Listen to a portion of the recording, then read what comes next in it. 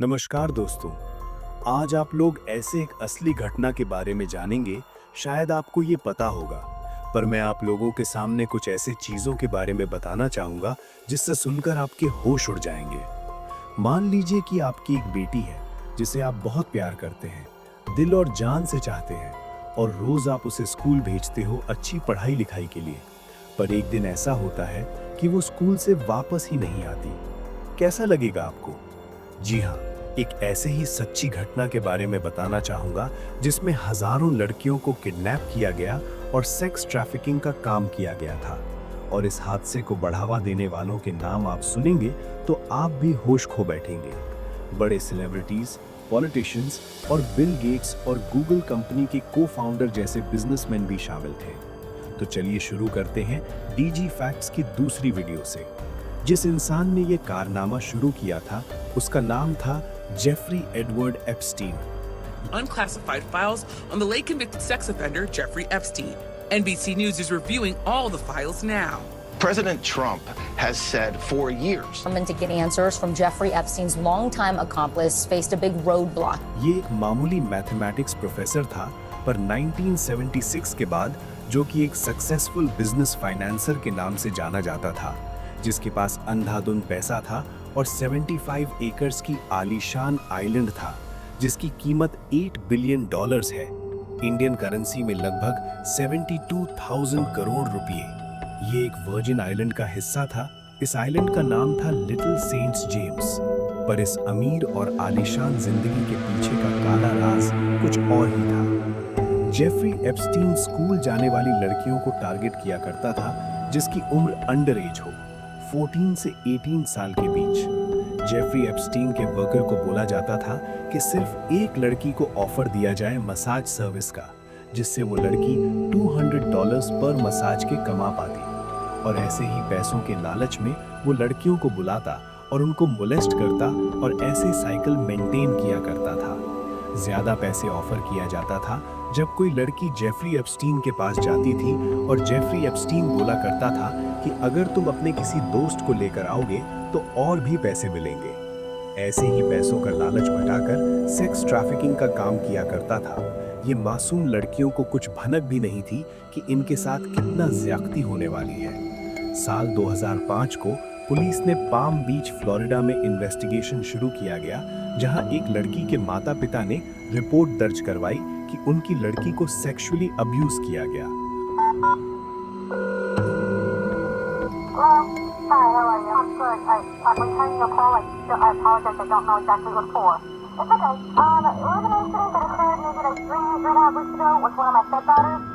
One thing at school, two guys went fight and she had over $300 on her.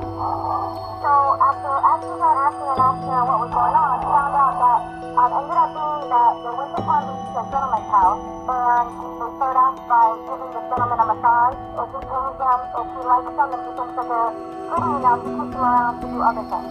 Okay. और ऐसे जब पूछताछ में पुलिस के इन्वेस्टिगेशन में 36 विक्टिम्स के नाम बाहर आए, काफी सिमिलर स्टोरी के साथ।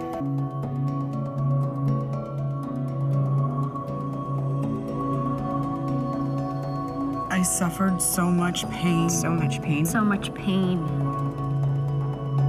I suffered so much pain.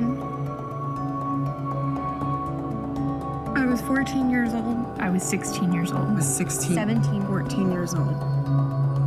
This is me. This was me. This is me. When I met Jeffrey Epstein. This is me when I met Jeffrey Epstein. Epstein हमेशा उसके private jet में travel किया करता था, जिसको Lolita express भी कहते हैं, जिसमें कई सारे सेलिब्रिटीज का आना जाना हुआ करता था पार्टीज में। He had a $15 to $20 million house in Palm Beach. He had one of the largest townhouses in New York City, a massive apartment in Paris, his own private island in the Caribbean, a sprawling ranch in New Mexico, a helicopter, 2 airplanes, one a 727. American के चहेते president Donald Trump भी इसमें शामिल थे। Ex president bill Clinton और कई सारे businessman इसमें शामिल थे। The king of Epstein files, mister Donald Trump, Epstein के काफी अच्छे जिगरी दोस्त थे। इन दोनों की सिमिलैरिटी सेम थी। माइनर लड़कियों को मोलेस्ट करना और उनके सेक्सुअल परफॉर्मेंस के बारे में एक दूसरे को बताना।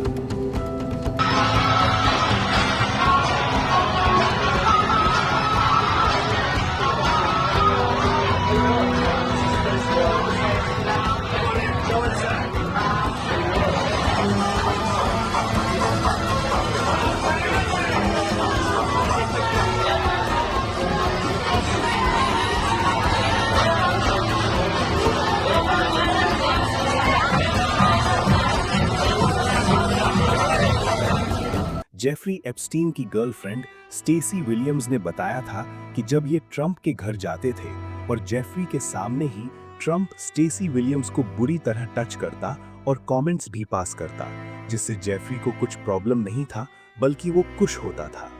जब मीडिया हमेशा पूछती कि आप कब फाइल्स को रिवील करेंगे तो वो बोलते, Mr. President, why wait for Congress to release the Epstein files? Why not just do it now? You know, it's not the question that I mind, it's your attitude. I think you are a terrible reporter. You could even ask that same exact question nicely. Trump का नाम 5000 से भी ज्यादा बार Epstein में आ चुका है और ये बोलते हैं कि मैंने एप्स्टीन को लात मारकर दूर किया था, पर प्रूफ्स कभी झूठे नहीं होते। And started groping me. He put his hands all over my breasts.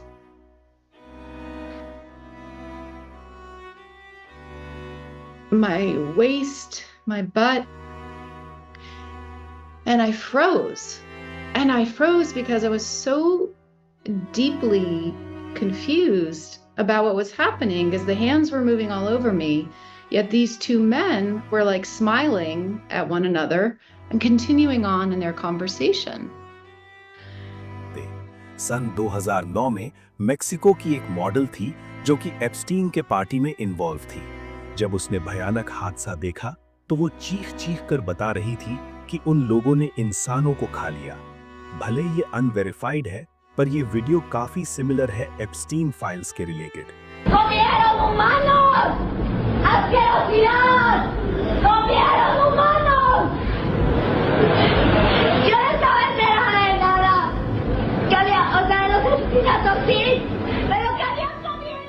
Reports के हिसाब से माना जाता है कि डोनाल्ड ट्रंप ने एक 13 साल की लड़की को प्रेग्नेंट किया और उस मासूम लड़की के सामने उस न्यूबॉर्न बेबी को मार डाला, और ex president mister bill Clinton ने 70 बार से ज्यादा उड़ान भरी है लोलिता एक्सप्रेस में, और जिसे हम काफी अच्छी तरह जानते हैं मिस्टर बिल गेट्स को एसटीडी नाम की बीमारी हो गई थी रशियन लड़कियों के वजह से, और जिसे हम समझते थे कि इनकी और इनकी पत्नी की संबंधित अच्छी नहीं है कुछ रीजंस के वजह से, पर सच्चाई यही है जिस बिल गेट्स की वाइफ ने भी खुलासा नहीं किया। पर एप्स्टीन को ये सब चीजों के लिए कौन मदद करता था? लड़कियों को सेक्स ट्रैफिकिंग कराने का मास्टरमाइंड कौन था? उसका नाम था गिज़लेन मैक्सवेल, जो कि इन सब लड़कियों को लेकर आती थी। जेफरी एप्स्टीन को पहली बार 2006 में फ्लोरिडा में अरेस्ट किया गया, जब कई अंडर एज लड़कियों ने उस पर सेक्सुअल अब्यूज के गंभीर आरोप लगाए, जिसके बाद एक क्रिमिनल इन्वेस्टिगेशन शुरू हुई और कई सच्चाई और डिस्टर्बिंग एलिगेशन सामने आए। 2008 में पूरा ट्रायल फेस करने और लंबी जेल सजा का सामना करने से बजाय एप्स्टीन ने एक बहुत ही कंट्रोवर्शियल डील एक्सेप्ट की, जिसके तहत उसे छोटे चार्जेस पर गिल्टी प्लीड करने की इजाजत मिल गई। इस डील के नतीजे में उसे 18 महीने की जेल सजा सुनाई गई, लेकिन उसने लगभग सिर्फ 13 महीने ही काटे, जिसमें से ज्यादातर समय एक extraordinary work release programme के तहत गुजारा गया, जहां उसे हफ्ते के 6 दिन रोजाना 12 आवर्स तक जेल से बाहर जाकर काम करने की परमिशन मिली थी। जुलाई 2009 में एप्स्टीन को ऑफिशियली कस्टडी से रिलीज कर दिया गया, जिसमें वो सख्त सजा और बड़ी इन्वेस्टिगेशन से बच निकला और इतने गंभीर आरोपों के बावजूद वापस सोसाइटी में एक आजाद इंसान की तरह लौट आया।